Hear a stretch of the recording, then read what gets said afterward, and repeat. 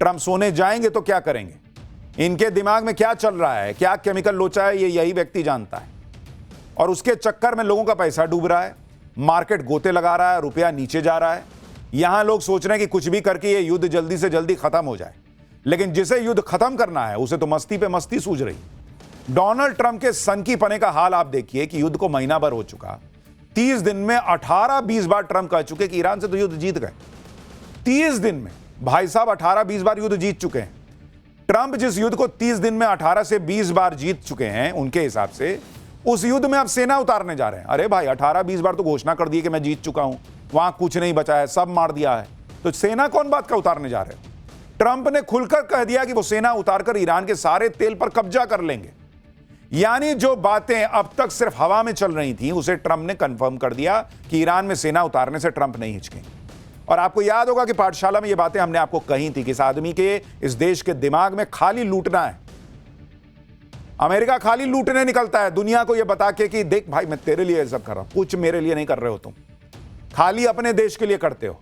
और हमने आपको पाठशाला में कहा था कि 5 दिन का टाइम, 10 दिन का टाइम, ये भाई साहब जो टाइम दे रहे हैं वो इनका ब्लफ है। ये सीधा सीधा तैयारी कर रहे हैं कि पीछे से कैसे सेना घुसा दे। इस बीच में कुछ हो गई सेटिंग गेटिंग तो अलग बात है, लेकिन पूरा प्लान यही था कि सेना घुसाए, और अब ये आदमी वही कह रहा है। क्या ट्रंप हवाबाजी कर रहे हैं ईरान को डराने धमकाने के लिए, या ट्रंप अभी और तबाही लाने वाले हैं, इसकी चर्चा होने लगी। और यह बात इसलिए भी कही जा रही है क्योंकि आज ही ट्रंप ने ईरान को नई धमकी दे डाली कि ईरान की बिजली उड़ा देंगे, तेल के कुएं उड़ा देंगे, खार्ग आइलैंड को उड़ा देंगे। ट्रंप की धमकी पर ईरान ने क्या जवाब दिया है? 1 महीने से चल रहा युद्ध क्या अब 1 महीने और चलेगा, या फिर यह महीनों चलता चला जाएगा? ईरान की को लेकर जो ट्रंप की नई धमकी है, उससे क्या पूरे मिडिल ईस्ट में तबाही मच जाएगी? ईरान के साथ ट्रंप की जो बातचीत हो रही है उसमें क्या प्रोग्रेस है? पाकिस्तान कुछ तीर मार पाया है? क्या बातचीत हो पाएगी? कैसे युद्ध रुक जाएगा? आज ये भी आपको बताऊं। क्या ट्रंप क्या बातचीत करके युद्ध रोकेंगे या अंतहीन तबाही लेकर आएंगे? आज इसका चैप्टर खुलने वाला। इधर ट्रंप ने खौफनाक प्लान बनाया, उधर अमेरिका में ऐसा क्या हुआ कि ट्रंप का गला सूख गया? कैसे युद्ध से ट्रंप की कुर्सी पर बनाई है 80 लाख लोग क्यों ट्रंप के खिलाफ सड़क पर आ गए? क्या ट्रंप की जान को भी खतरा है? ट्रंप के साथ क्या खेला हो गया? उनकी कुर्सी क्या चली जाएगी? क्या ईरान ट्रंप को मार देना चाहता है, व्हाइट हाउस पे सीधा अटैक करेगा क्या? खुद ट्रंप क्या बता रहे हैं? बहुत कुछ है इस पहले चैप्टर में आपको बताने के लिए, लेकिन पहले एक ट्रेलर देखिए।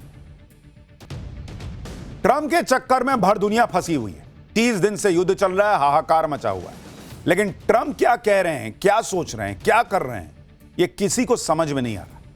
ट्रंप एक सांस में ईरान का सब कुछ बर्बाद करने की धमकी देते हैं, दूसरी सांस में कहते हैं कि ना बहुत अच्छी बातचीत चल रही। हमारे यहां शेयर मार्केट बंद होने के बाद और उधर अमेरिका में शेयर मार्केट खुलने के कुछ घंटे पहले ट्रंप ने नया बयान दिया। क्या बयान दिया भाई साहब? कि ईरान में अपने सैन्य अभियान को खत्म करने के लिए अमेरिका नई ईरानी रिजीम के साथ बात कर रहा है। ईरान के साथ बातचीत में काफी प्रगति हुई है।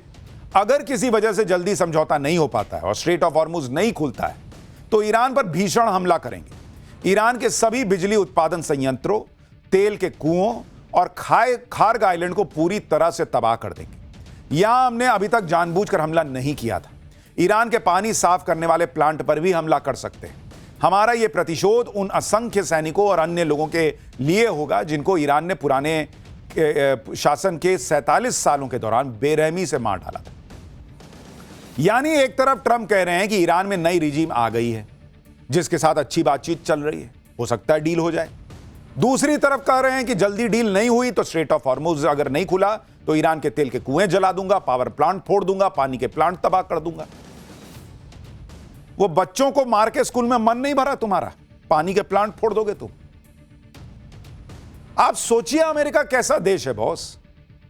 ये अमेरिकी कभी कभी भारत को ह्यूमन राइट्स के मामले में समझाने के लिए ज्ञान देने आते हैं कि अपने यहां ह्यूमन राइट्स देख। तुम्हारा ह्यूमन राइट्स कहां जाता है भाई? ईरान में बच्चे मार दिए तब तुम्हारा ह्यूमन राइट्स मर गया था। ईरान में तुमने लोग मार दिए भाई। डोनाल्ड ट्रंप ने क्या कहा कि वहां पे लोग जो है प्रदर्शन कर रहे हैं, वहां पे कट्टरपंथी लोग जो हैं वो लोगों को परेशान कर रहे हैं, मार रहे हैं, रिजीम चेंज होना चाहिए। अरे वो लोग जितने कट्टरपंथियों से नहीं मारे उससे ज्यादा तो तुमने 30 दिन में मार दिए। तुम्हारा बम ये देख के तो नहीं गिर रहा कि यहां गिरता हूं, यहां सब कट्टरपंथी हैं, वहां पर विरोध करने वाले थे, वहां नहीं फटूंगा मैं। क्या करता है? तुम्हारा वन वहां पे जाके चेक करता है, आईडी चेक करता है कि लाओ तुम कट्टरपंथी हो कि तुम जो है इन कट्टरपंथियों के खिलाफ विरोध कर रहे थे। वो तो फट रहा है, ईरानियों को मार रहा है और ये कह रहे हैं अब मैं पानी भी मार दूंगा, बिजली भी मार दूंगा, तेल भी मार दूंगा, सब खत्म कर दूंगा, ईरान को खत्म कर दूंगा। ये तुम ईरान को पूरा खत्म कर दोगे, पानी खत्म कर दोगे, तो कौन बात का उन लोगों के लिए को बचाने निकले थे जो कि कट्टरपंथियों से परेशान थे? वो नहीं मरेंगे उसमें। युद्ध में सिविलियन इंफ्रास्ट्रक्चर पर अटैक नहीं होता है बॉस। इसके लिए इंटरनेशनल कानून है जो सेकेंड वर्ल्ड वॉर के बाद से बने हुए हैं। लेकिन ट्रंप और अमेरिका को कुछ समझ में आ रहा है, कह रहे सब तबाह कर दूंगा और दुनिया शांत बैठी हुई है। सबको एक साथ उठ के खड़े होकर बोलना चाहिए कि कैसे तुम मार दोगे जी। ट्रंप खुद को दुनिया का शहंशाह समझने लगे, कहीं भी अटैक कर देंगे सोच रहे हैं, किसी का तेल कब्जा लेंगे, किसी के यहां सरकार बदल देंगे, जितना मन पब्लिक मार देंगे। लेकिन ईरान में ट्रंप जो चाह रहे हैं वो 30 दिन में तो अब तक नहीं हो पाया। इसलिए ट्रंप को भयंकर आग लगी और उनको पता है कि अगर वो ईरान में जीत कर निकलते हुए नहीं दिखे तो उनकी कुर्सी चली जाएगी। आज ट्रंप ने ईरान पर समझौता करने के लिए दबाव डाला है और कहा है कि डील नहीं की तो ईरान के पावर प्लांट, तेल के कुएं सब तबाह कर दूंगा, खार्ग आइलैंड नष्ट कर दूंगा। लेकिन यही ट्रंप एक दिन पहले बोल रहे थे कि उनकी दिलचस्पी ईरान के तेल पर है। ट्रंप ने कहा था कि ईमानदारी से कहूं तो मेरी पसंदीदा चीज है ईरान का तेल लेना। लेकिन अमेरिका में कुछ बेवकूफ लोग कहते हैं कि आप ऐसा क्यों करना चाहते हैं। ट्रंप ने कहा कि हो सकता है कि हम खार्ग आइलैंड पर कंट्रोल कर लें, इसका मतलब हमें कुछ समय तक वहां रहना पड़ेगा। यानी सीधे सीधे सारा तेल का खेल है। इनको सिर्फ पैसा, तेल, ऐशो आराम, शोहरत चाहिए और उसके लिए इराक में लोगों को मार दो, ईरान में लोगों को मार दो, इनको फर्क नहीं पड़ता। हां, अमली जामा पहना के मारो कि भाई मैं दुनिया के लिए सब कर रहा हूं। अरे जाओ दुनिया के लिए कर। ट्रंप ने खौफनाक प्लान बना रखा है। इसलिए आप देखिए कि ईरान में ग्राउंड पर फौज उतारने की जो बातें चल रही थी वो बातें और पुख्ता होती चली जा रही हैं। ईरान के तेल पर कब्जा करने और यूरेनियम उठाकर लाने के लिए अमेरिकी सैनिक ईरान में घुस सकते हैं कहा जा रहा है। अमेरिका के 5000 सैनिक खाड़ी देशों में पहुंच चुके हैं। 50,000 अमेरिकी सैनिक पहले से वहां मौजूद हैं। अमेरिका ने हफ्तों तक ग्राउंड ऑपरेशन की तैयारी पूरी कर ली है। स्पेशल फोर्सेस का ऑपरेशन जल्दी ही लॉन्च हो सकता है। स्ट्रेट ऑफ हॉर्मुज के पास अमेरिकी आर्मी रेड कर सकती है। अमेरिका ईरान से 400 किलो हाईली इनरिच्ड यूरेनियम और 200 किलो 20% इनरिच्ड यूरेनियम हथियाना चाहता है। इससे युद्ध लंबा चलेगा भी नहीं और अप्रैल के बीच में युद्ध खत्म हो जाएगा। यानी ये बातचीत की नौटंकी, ये 5 दिन 10 दिन, ये सब इस तैयारी के लिए था। यूरेनियम के बहाने अमेरिका ग्राउंड ऑपरेशन की तैयारी कर रहा है। ट्रंप ईरान के खिलाफ तबाही वाला प्लान बनाकर बैठे हैं। लेकिन उधर अमेरिका में कुछ ऐसा हो गया कि लोग बातें करने लगे हैं कि कहीं ईरान से पहले खुद ट्रंप ना निपट जाए। आप देखिए कि अमेरिका के लगभग सभी राज्यों में कल ट्रंप के खिलाफ नो किंग्स प्रोटेस्ट हुआ। हाथों में पोस्टर, बैनर लेकर लाखों अमेरिकी सड़क पर उतर आए। ट्रंप के खिलाफ हुए इस प्रोटेस्ट में करीब 80 लाख लोग शामिल हुए बॉस, 80 लाख लोग। ये तस्वीरें आप देखिए, हर तरफ लोगों की भीड़ दिख रही है। ट्रंप के अलावा किसी दूसरे अमेरिकी राष्ट्रपति के खिलाफ इस तरह का प्रोटेस्ट शायद ही कभी हुआ होगा। और मेरा तो एक सवाल है, डोनाल्ड ट्रंप ने ईरान में लोगों को प्रदर्शन करते हुए कहा कि मुझे इन लोगों को बचाना होगा, मैं रिजीम चेंज करूंगा, मैं घुस जाता हूं ईरान में, मैं मारना शुरू करता हूं। तुम्हारे यहां 80 लाख लोग सड़क पर हैं, वो भी तुम्हारे खिलाफ प्रदर्शन कर रहे हैं।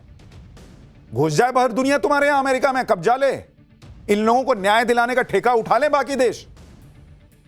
वहां तो तुम्हारी डेमोक्रेसी है, ये प्रोटेस्ट कर सकते हैं। बाकी दुनिया में जहां प्रोटेस्ट होगा और वहां अगर तेल और पैसा और कुछ मिल जाएगा तो तुम घुस जाओगे वहां पर चौधरी बन के वहां पर पंचायत करने। तुम्हारे यहां क्यों नहीं लोगों को घुसना चाहिए बताओ? इतनी पब्लिक खड़ी है, 80 लाख लोग सड़क पे आ गए, तबाह हो रहे हैं, महंगाई हो रही है, परेशान है, नौकरी जाने का खतरा है, घुस जाए तुम्हारे लॉजिक से। ट्रंप के खिलाफ नारेबाजी चल रही है, ट्रंप से कुर्सी छोड़ने के लिए लोगों ने कह दिया है। ट्रंप मस्ट गो के स्लोगन बन रहे हैं, ट्रंप मस्ट गो के गो नाउ लिखा जा रहा है। मतलब गजब का गुस्सा है ट्रंप के खिलाफ कि लोग ट्रंप के खिलाफ महाभियोग लाने की बात कर रहे हैं। अमेरिका में हर तरफ लोगों की भीड़ दिख रही थी। ये गुस्सा ट्रंप की नीतियों के खिलाफ था। लोगों का कहना है कि ट्रंप लोकतंत्र के लिए ठीक नहीं है, वो एक राजा की तरह बर्ताव कर रहे हैं, किंग की तरह। और हमको भी कोई फर्क नहीं पड़ता, हमारा कोई इंटरेस्ट नहीं है तुम में। तुम्हारी वजह से दुनिया की सबसे बड़ी अर्थव्यवस्था बना हुआ मेरा भारत जो है ना, उसको सफर करना पड़ रहा है, इसलिए हमको ज्यादा दिक्कत हो रही है। अमेरिका में ट्रंप के खिलाफ ऐसे ही माहौल बना रहा और ट्रंप ईरान युद्ध में ही फंसे रहे तो फिर ट्रंप की कुर्सी भी जा सकती है, क्योंकि नवंबर में अमेरिका में मिड टर्म इलेक्शन होने हैं और तब तक युद्ध चलता रहा तो ट्रंप की पार्टी हार भी सकती है। मिड टर्म इलेक्शन में अमेरिकी संसद के निचले सदन यानी हाउस ऑफ रिप्रेजेंटेटिव्स की सभी 435 सीटों पर वोटिंग होनी, जहां फिलहाल ट्रंप की रिपब्लिकन पार्टी को मामूली बहुमत हासिल है। अभी हाउस ऑफ रिप्रेजेंटेटिव में ट्रंप के पास एक निर्दलीय का समर्थन मिलाकर 218 सीट है, जबकि डेमोक्रेट्स के पास 214। वहीं मिड टर्म इलेक्शन में अमेरिकी संसद के ऊपरी सदन सीनेट की 100 में से करीब 1/3 सीटों पर वोटिंग होनी है। अभी सीनेट में ट्रंप की रिपब्लिकन पार्टी 53 सीटों के साथ बहुमत में है, जबकि डेमोक्रेट के पास 45 सीटें। बैटिंग प्लेटफॉर्म पॉली मार्केट के मुताबिक मिड टर्म इलेक्शन में डेमोक्रेटिक पार्टी की जीतने के चांस करीब 80% है, जबकि रिपब्लिकन का चांस मात्र 20% है। और ट्रंप यह अच्छी तरह से समझते हैं कि जिस तरह उनका विरोध बढ़ रहा है, जिस तरह से उनका ग्राफ गिर रहा है, उसका असर इस मिड टर्म चुनाव पर दिखेगा। उनकी पार्टी चुनाव हारी तो उनके खिलाफ महाभियोग का प्रस्ताव लाया जा सकता है, जिसका अंदेशा ट्रंप रिपब्लिकन सांसदों के साथ जनवरी में पहले ही बैठक में बता चुके हैं।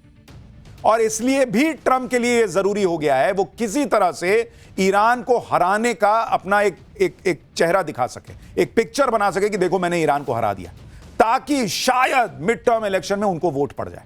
नहीं तो जो हालात हैं, ट्रंप की कुर्सी जो है ना, वो बहुत खतरे में है। वो रिजीम चेंज करने निकले थे, भाई साहब आपका रिजीम चेंज ना हो जाए।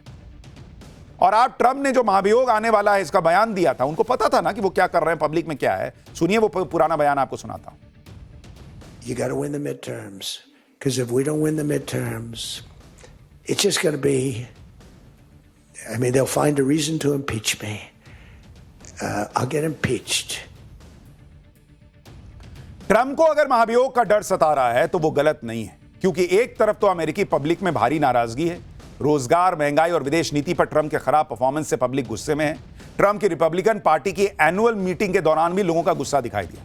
ट्रंप की पार्टी के नेता ने पूछा कि कितने लोग इंपीचमेंट की सुनवाई देखना पसंद करेंगे। इस पर लोगों ने चिल्लाकर हां में जवाब दिया, जिससे ट्रंप की पार्टी के नेता अलबला गए। आप सोचिए कि ट्रंप के समर्थक ही नारे लगा रहे हैं कि हम महाभियोग का आते हुए देखना चाहते हैं, और भाई साहब की बेइज्जती हो गई, कह रहे हैं कि इनको कॉफी पिलाओ, लगता है नींद में। अरे नींद में है, वो जागे हुए, उनको दिख रहा है तुम्हारा देश क्या कर रहा है।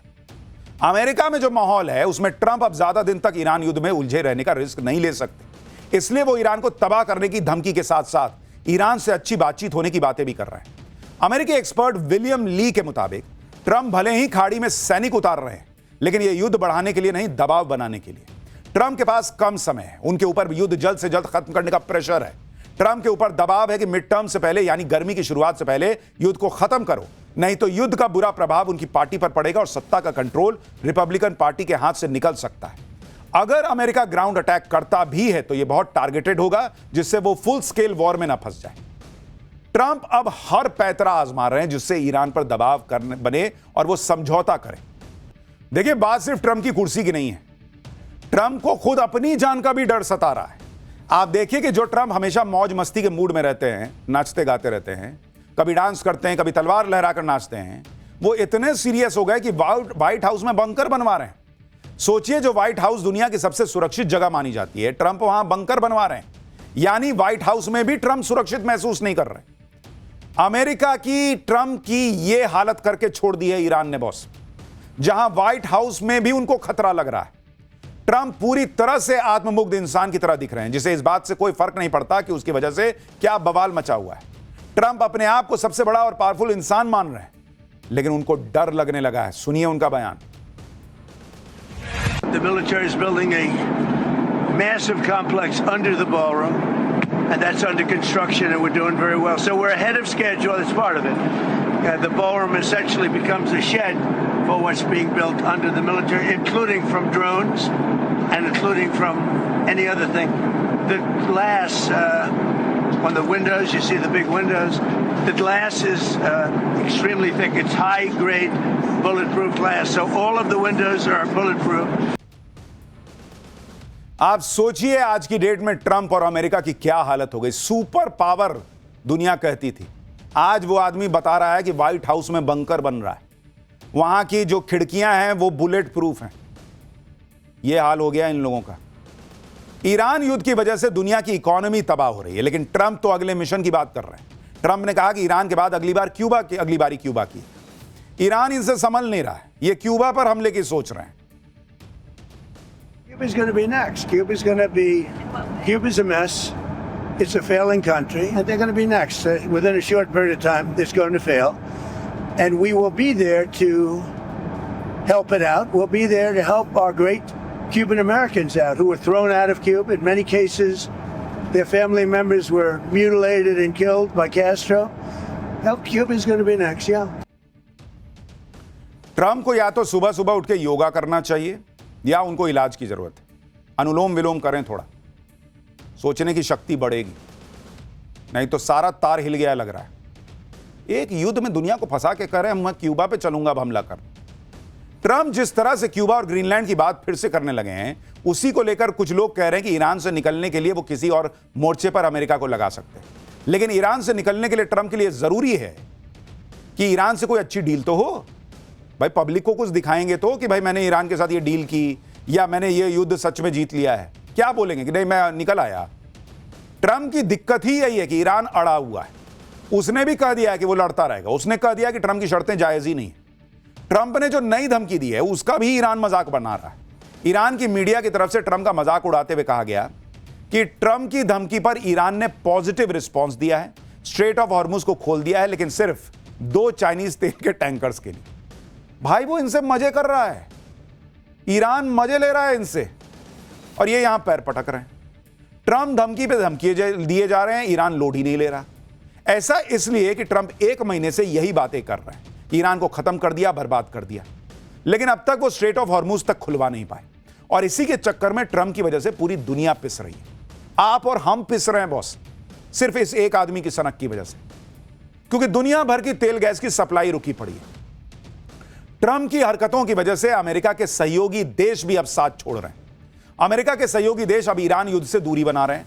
ट्रम्प को डायरेक्ट मैसेज दे रहे हैं कि बॉस तुमने शुरू किया, तुम झेलो, हमको मत बोलो। आप देखिए कि ब्रिटेन ने कह दिया है कि हम अपने सैनिक नहीं भेजेंगे, हमारे लिए देश के लोगों का हित सबसे पहले, इसलिए हम मिडिल ईस्ट के संघर्ष में नहीं उलझ रहे हैं। स्पेन ने कहा है कि ईरान पर हमले के लिए जा रहे किसी भी अमेरिकी विमान को स्पेन से होकर गुजरने की इजाजत ही नहीं है।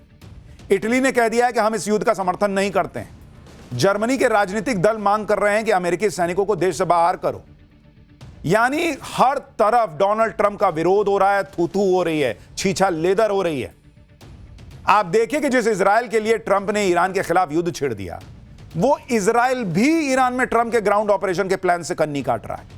मीडिया रिपोर्ट्स के मुताबिक इजराइल के पीएम बेंजामिन नेतन्याहू ने ईरान के अंदर घुसकर ग्राउंड ऑपरेशन करने से हाथ पीछे खींच लिए हैं। इजरायली मीडिया के मुताबिक यह फैसला देश की अपनी सीमाओं पर सुरक्षा बनाए रखने और दक्षिणी लेबनान में हिजबुल्लाह के खिलाफ अभियान पर फोकस करने की वजह से लिया गया है। हालांकि चर्चा यह भी है कि ईरान की जवाबी तैयारी को देखकर इजरायली सेना ने अपनी रणनीति बदल ली। यानी इजराइल तक अमेरिका के साथ नहीं घुसना चाहता ईरान के अंदर, और इसीलिए ईरान कह रहा है, जब यह बात चल रही है ना कि अमेरिका के सैनिक घुसेंगे, ईरान बड़ा बड़ा छाप रहा है, वेलकम टू हेल। वो कह रहा है आओ तुम्हारे लिए नरक बना देंगे, तुम्हारा इंतजार कर रहे हैं हम, भूसा भर देंगे तुम्हारे सैनिकों में और तुम्हारे सैनिकों को ताबूत में भर के भेजेंगे। वो वीडियो बना बना के अमेरिका को और बोल रहा है कि आओ ना, बैठे हैं हम तुम्हारे लिए। डोनाल्ड ट्रंप हर बीतते दिन के साथ अकेले पड़ते जा रहे हैं। उधर ईरान अमेरिका पर हमले करता चला जा रहा है, हमला झेल भी रहा है, मार भी खा रहा है, लेकिन मारता भी जा रहा है। सबसे बड़ा झटका ईरान ने तब दिया जब अमेरिकी वायुसेना के अवाक्स प्लेन को फोड़ दिया। सऊदी अरब के प्रिंस सुल्तान एयरबेस पर मिसाइल और ड्रोन अटैक में ईरान ने अमेरिकी वायुसेना की उड़ती आंख माने जाने वाले प्लेन को फोड़ने का दावा किया है, और देखिए कैसे उसके परखच्चे उड़ गए। ईरानी मीडिया की तरफ से जारी तस्वीरों में अमेरिकी वायुसेना के E-3 सेंट्री अवैक्स यानी airborne warning and control system का प्लेन जो है वो बीच से टूटा हुआ नजर आ रहा है। यह कितनी बड़ी बात है इसे आप इस तरह से समझिए कि E-3 सेंट्री प्लेन को अमेरिका के एरियल ऑपरेशन का बैकबोन माना जाता है। E-3 सेंट्री प्लेन अमेरिकी वायुसेना के लिए बैटल ग्राउंड में हवा में उड़ते हुए कंट्रोल एंड कमांड सेंटर की तरह काम करता है। इसके पिछले हिस्से में लगा बड़ा घूमता हुआ रडार डोम इस प्लेन की खास पहचान है, जिसकी मदद से यह 360 डिग्री यानी चारों तरफ नजर रखता है। यह प्लेन करीब 400 किलोमीटर के दायरे में खतरों की निगरानी कर सकता है और एक बार में 600 से ज्यादा टारगेट्स को पता लगाने और उन्हें ट्रैक करने का दम रखता है। E-3 Sentry plane real time में विमानों, मिसाइलों और ड्रोन जैसे खतरों का पता लगाकर इंटरसेप्ट मिशंस को जरूरी जानकारी भेजता है। इसकी कीमत $700 मिलियन यानी करीब 6,500 करोड़ रुपए से ज्यादा पड़ती है। और ईरान दावा कर रहा है कि मैंने उसको फोड़ दिया, मतलब ईरान ने उसको फोड़ दिया। यानी डोनाल्ड ट्रंप और अमेरिका की सिर्फ इकोनॉमी को नुकसान नहीं हो रहा, अमेरिका की सुपर पावर वाली छवि की धज्जियां उड़ रही हैं। ईरान के हमले में E3 सेंट्री प्लेन का तबाह हो जाना अमेरिका के लिए इसलिए भी बड़ा झटका माना जा रहा है क्योंकि अमेरिकी वायुसेना के पास ऐसे सिर्फ 15 से 16 प्लेन बचे, जिसमें से अमेरिका ने 6 प्लेन खाड़ी देशों में तैनात कर रखे थे। एक E3 सेंट्री अवाक्स के तबाह होने का मतलब है खाड़ी देशों में अवाक्स की तैनाती को 16% का नुकसान होना। इससे अमेरिका बेस पर खतरा और ज्यादा बढ़ जाएगा। अमेरिकी सेना के लिए झटका इसलिए भी हैरान करने वाला है क्योंकि प्रिंस सुल्तान एयरबेस की सिक्योरिटी के लिए अमेरिकी एयर डिफेंस सिस्टम थार्ड और पैट्रियट तैनात किए गए। उसके बावजूद इसको फोड़ दिया ईरान ने। और आप सोचिए अमेरिका के हथियार कौन खरीदेगा? आर्म्स लॉबी का क्या होगा? उनका तो दिल बैठा जा रहा होगा क्योंकि दुनिया पूछेगी कि एक बात बताओ, तुम और इजराइल मिल के लड़ रहे थे ना, उधर तो वो अकेला था। इनफैक्ट तुम, इजराइल और खाड़ी के सारे देश जो तुमको सपोर्ट कर रहे थे सब मिलके लड़ रहे थे ना, और उसने अकेला तुम्हारा फोड़ दिया। तो कौन बात के तुम्हारे हथियार, कौन बात के तुम्हारे सैनिक, कौन बात का तुम्हारा फाइटर जेट और फाइटर पायलट? पब्लिक का दुनिया कहेगी जाओ भारत से सीखो, भारत के सैनिकों से सीखो क्या होता है जज्बा, क्या होता है हुनर, सुपर पावर। हजारों करोड़ के विमानों को ईरान मार रहा है, अमेरिका का तगड़ा नुकसान हो रहा है।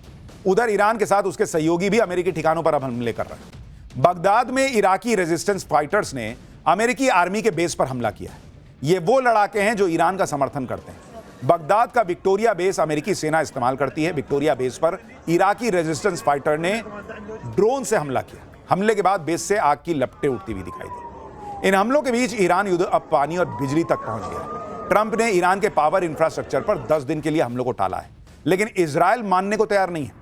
इजराइल ने ईरान के परमाणु केंद्र इस्फहान पर हमला किया। यही वो जगह है जिसके बारे में अमेरिका और इजराइल दावा करते हैं कि यहां ईरान का न्यूक्लियर प्रोग्राम चल रहा है। इजराइल ने तो ईरान के खोंदाब में हेवी पावर प्लांट पर भी हमला किया।